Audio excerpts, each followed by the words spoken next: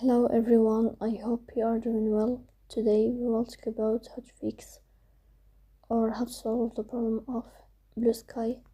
We click on settings.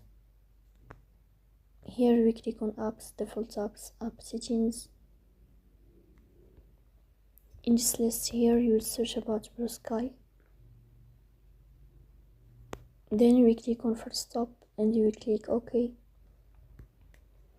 Here you will enter to the window of storage. Then we click on clear cache. Here you will turn off your Wi-Fi and you will turn on your Wi-Fi again to fix that problem. So that's all. Don't forget to support us by like and subscribe. See you next time in another video, and thank you for your watching and your attention.